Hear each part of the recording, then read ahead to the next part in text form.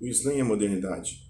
Num passado relativamente recente, o Islã era mais flexível e tolerante do que o mainstream rabugento linha dura que paulatinamente reformou a religião após a Primeira Guerra. Alguns dizem após a Segunda, mas a rabugentice começou após a Primeira, com a fragmentação do Império Otomano dos otomanos. Mas se a gente pensar no início da Idade Média, enquanto a Europa estava mergulhada no feudalismo, com uma população morando no campo, o mundo islâmico ele florescia e ali vivia uma espécie de iluminismo islâmico, com filósofos como Averroes, Avicena e vários outros que deram um start para a química, para a medicina, para o desenvolvimento de várias ciências que depois só vão ter similares na cultura ocidental europeia a partir da Revolução Científica do século XVII.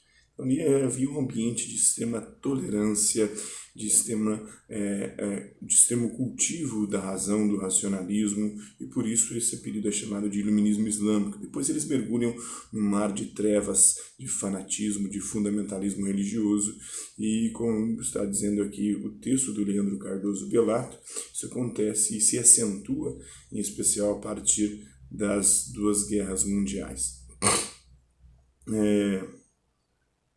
E até hoje muita gente descobre com surpresa que, em sua maioria, sírios e iraquianos muçulmanos de berço são muito mais secularizados do que os muçulmanos da Europa, do Canadá.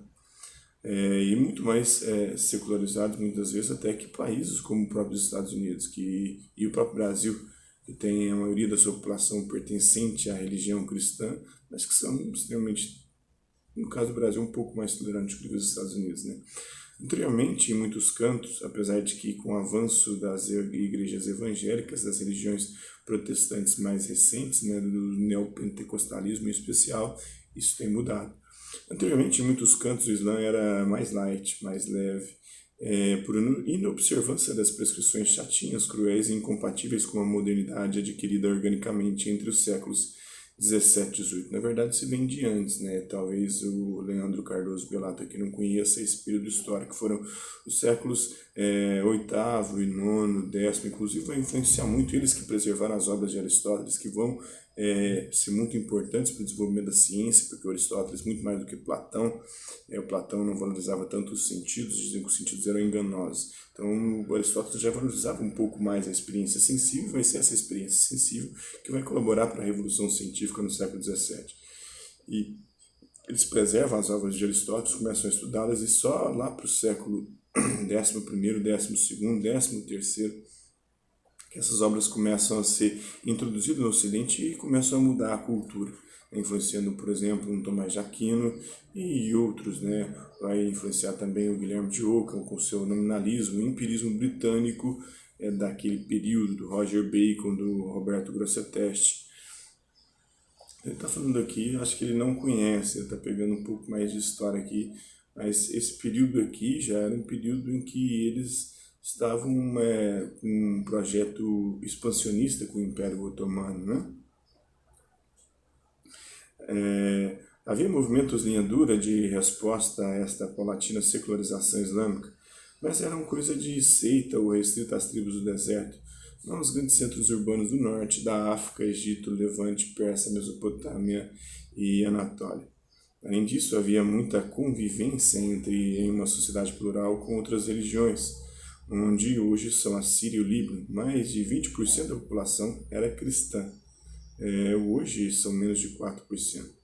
Com essa proporção de cristãos aumentando, onde hoje fica Israel e Jordânia. Istambul, às vésperas da Primeira Guerra, tinha 40% de cristãos, 40% de muçulmanos e o resto eram judeus. Por uma série de fatores, alguns acidentes históricos e questões demográficas, as vertentes linha dura paulatinamente prosperaram após a Primeira Guerra. O financiamento saudita e iraniano de madraças mundo afora, bem como a questão paquistanesa, rapidamente transformaram o Islã minoritário em centros de ortodoxia rigorosa e conservadorismo.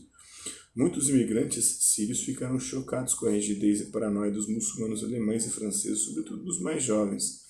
É possível reformar o Islã de forma análoga ao que houve no cristianismo. Na verdade, o Islã foi um iluminista, um racionalista, um cultivador de uma sociedade mais tolerante já desde muito antes. Talvez por terem se tornado a periferia do mundo, a favela do mundo, por ter sido excluído depois da ascensão, depois que a Europa, a partir da descoberta da América, se torna o centro cultural do mundo e o centro também econômico do mundo, e o Oriente acaba declinando, ele que tinha tido seus tempos áureos de expansão e de comércio e de liberdade no mundo pré-descoberta da América por parte da Europa.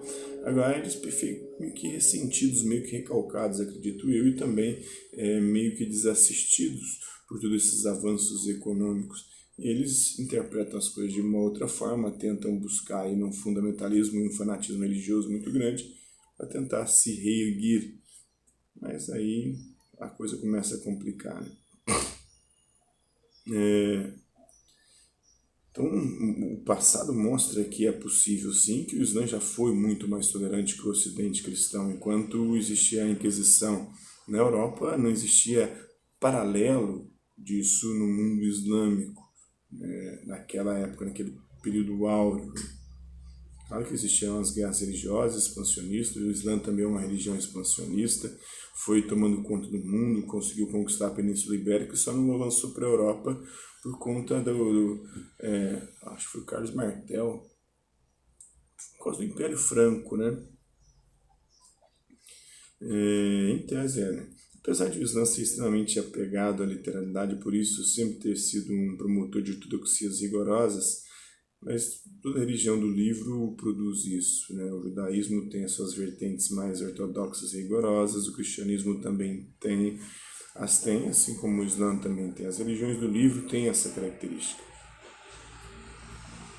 Então, essas ortodoxias são interpretações datadas e recorrentes de rejeição ao mundo secular. E sempre quando o mundo secular começa a se tornar hostil à sua própria religião, à sua própria cultura e à própria economia, né? Começa a empobrecer, a população começa a enfrentar dificuldades de sobrevivência, aí isso geralmente tem uma ascensão, tanto no mundo inteiro.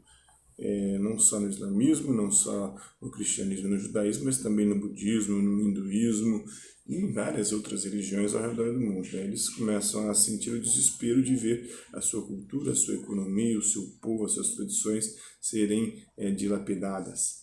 E aí começam os movimentos ortodoxos e radicais, fundamentalistas e também de cunho fanáticos, né, de fanatismo, apoiadas menos no Alcorão do que em enormes coleções apócrifas, livros apócrifos. Aí os cristãos também têm os seus apócrifos, os judeus também têm seus apócrifos, mas que foi canonizada por seitas locais, por movimentos posteriores, né?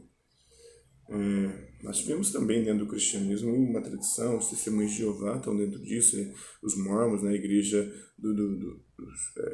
tem também esses escritos apócrifos que levaram a um radicalismo muito grande dessas duas vertentes, os mormons e os testemunhos de Jeová. Não que o Corão não tenha material claro a respeito da ortodoxia, mas a Bíblia também tem, a Torá também tem. Ele tem, mas ele é curto. Os textos de apoio, hadiths, tradições, teses jurídicas, constituem um material enorme com uma série de precedentes concretos nos quais se basear, sendo mais úteis na instalação de uma supervisão clerical a qualquer gestão. O que, no entanto, dificulta esta reforma secular no Islã é que este período pós-Primeira Guerra, principalmente de 1970 em diante, é uma reforma vigente, acontecendo diante de nossos olhos, uma reforma antissecular, antiliberal, uma reforma que em 50 anos varreu do mapa a cultura local, as tradições e vestuários regionais para impor o hijab, o niqab, a burca e rigorosas proibições dietéticas e artísticas. Se a Turquia se orgulhava de sua rica e variada cultura regional, com bebidas, danças, preces e vertentes inteiras do Islã, hoje ela caminha para algo opaco e pouco distinguível de uma média entre o que se vê no Egito e na Arábia Saudita. Vertentes islâmicas tradicionais do interior da Anatólia foram praticamente varridas do mapa recentemente por Erdogan, na potência que outrora foi a nação islâmica mais secular do mundo.